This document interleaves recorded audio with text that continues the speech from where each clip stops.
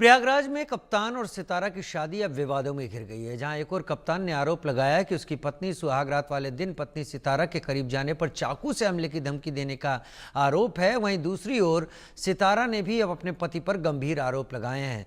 उसका कहना है कि पति कप्तान उसे अपने ससुर के साथ सोने के लिए मजबूर करता था।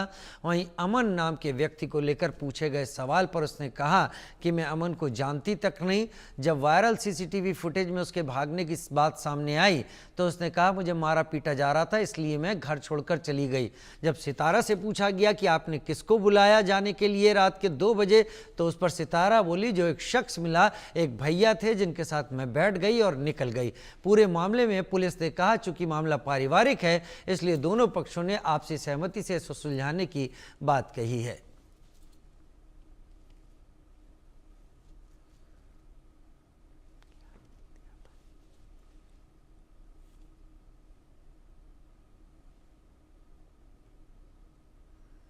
सारे झूठे हैं भैया।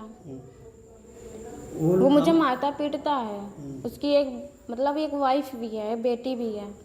उसकी वजह से मुझे मारता पीटता है। लेकिन वो कह रहा है कि अमन नाम का भांजा है वो जिसके साथ आप अफेयर है। मैं नहीं जानती किसी अमन उमन को, वीडियो चैटिंग भी उसने दिखाई है कुछ। क्योंकि पहले दिन ही मेरा फ़ोन छीन लिया था। वो किससे बात किया इसलिए मुझे झूठा इल्ज़ाम लगाना चाहता है। वो खुद बात किया होगा। वो कह रहा है कि भाग के चली गई, सीसीटीवी है उसके बाद जाते हुए। हाँ तो जाते हुए तो हम गए हैं, छुपकी तक गए हुए हैं हम वहाँ से यहाँ।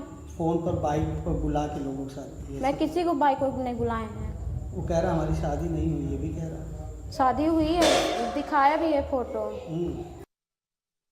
देखिए जिस घटना का आप वर्णन कर रहे हैं, इसमें 1 जून 2025 को रामाश्री निषाद जो कि लड़के के पिता हैं, उनके द्वारा थाना नैनी पे एक सूचना दी गई। सूचना के साथ उन्होंने 2 सुलहनामा और समझौतानामा भी उपलब्ध कराया।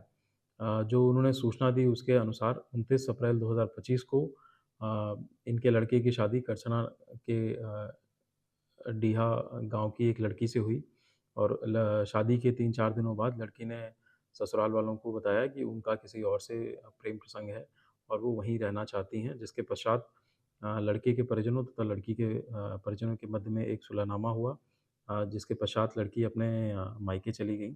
उसके पश्चात पुनः 25 मई 2025 को जो कि इन्होंने एक स्टैम्प पेपर पे लिखा हुआ समझौतानामा दाखिल किया, उसके अनुसार पुनः दोनों परिजनों के बीच में बातचीत के माध्यम से लड़की को अपने ससुराल भेजा गया है। उसके बाद जो सूचनाकर्ता द्वारा जो सूचना में बताया गया है कि 31 मई 2025 को लड़की अपनी मर्ज़ी से ससुराल से कहीं चली गई, जिसके पश्चात उन्होंने 1 जून 2025 को ये पूरा प्रकरण समझौतानामा और ये सारी चीज़ें स्थानीय थाना पे प्रोवाइड कराई हैं। महाराष्ट्र में हिंदी भाषा को लेकर